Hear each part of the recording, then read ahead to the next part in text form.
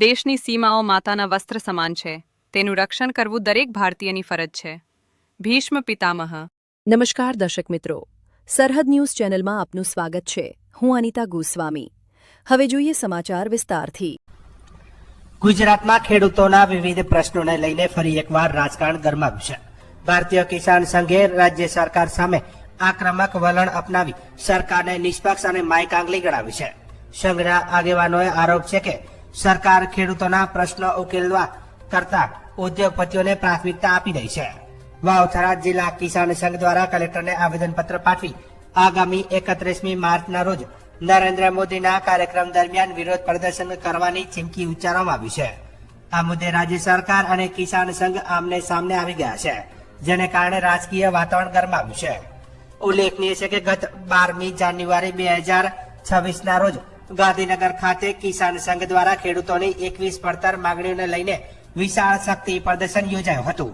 તે જ દિવસે વડાપ્રધાનના ગુજરાત પ્રવાસને ધ્યાનમાં રાખીને રાજ્યના મંત્રીઓ ઋષિકેશભાઈ પટેલ અને જીતુભાઈ વાઘાણીએ કિસાન સંઘના પ્રતિનિધિઓ સાથે બેઠક યોજી હતી. બેઠકમાં 21માંથી 14 માંગણીઓ સ્વીકારવાની ખાતરી આપવામાં આવતા સંઘે આંદોલન મોકૂફ રાખ્યું હતું. પરંતુ વાવથરા જિલ્લા કિસાન સંઘના પ્રમુખે મીડિયા સમક્ષ જણાવ્યું કે સરકાર દ્વારા આપેલી ખાતરી મુજબ અઠવાડિયા 10 દિવસમાં નોટિફિકેશન પરિપત્ર બહાર પાડવાનું હતું, છતાં 2.5 મહિના બાદ પણ કોઈ અમલવારી થઈ નથી. તેમણે આરોપ લગાવ્યો કે સરકાર માત્ર ઉદ્યોગપતિઓને છાવરવામાં વ્યસ્ત છે અને ખેડૂતોની પીડા પ્રત્યે ઉદાસીન છે. કિસાન સંઘના પ્રમુખે વધુમાં જણાવ્યું કે સરકાર ખોટા વચનો આપી ખેડૂતોને છેતરી રહી છે અને હાલ ખેડૂત વર્ગ અન્યાયનો ભોગ બની રહ્યો છે. આ પરિસ્થિતિમાં હવે સંઘ સીધા વડાપ્રધાન સમક્ષ પોતાનો અવાજ ઉઠાવશે.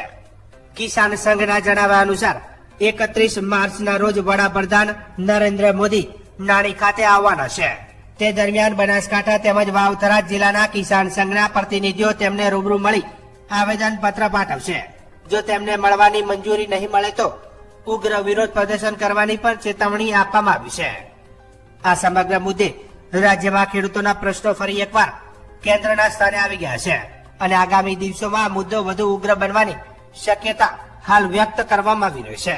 આજે ભારતીય કિસાન સંઘ તરફથી અમે આવેદનપત્ર સાહેબ શ્રીને પાઠવ્યું છે. તેના વિશે અમારા 21 મુદ્દા હતા અને જે મુદ્દા એની પહેલાના એટલે 12મા મહિનાના હતા. 12મા મહિનામાં મેં એક આંદોલન છેડવાના હતા, પણ અમને એમ કે ગુજરાત સરકારમાંથી ઋષિકેશ મંત્રી સાહેબ અને જીતુભાઈ વાઘાણી સાહેબ તરફથી અમને બોલાવીને અમારા 21 મુદ્દાનું સમાધાન એમ બોલાયા હતા. એ ટાઈમે 12/1ના રોજ મોદી સાહેબ ગાંધીનગર આવતા હતા અને અમારું આંદોલન 12/1નું ગાંધીનગરનું હતું.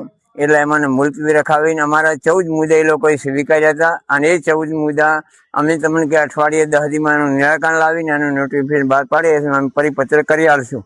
તો આજ દિવસ એના વિશે કોઈ પણ સરકારે કાંઈ પણ કર્યું નથી.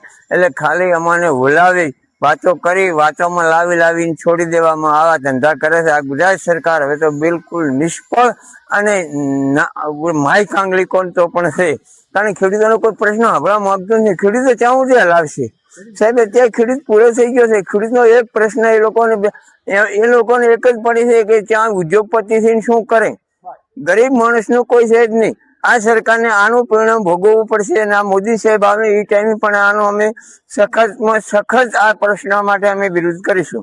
આજે શું રજૂઆત કરી? આજે અમે અમારા 14 મુદ્દા વિશે. શું નામ આપનું? મારું નામ કાનજીભાઈ કાળાભાઈ પટેલ, ભારતીય કિસાન સંઘ જિલ્લા પ્રમુખ વાવથરા.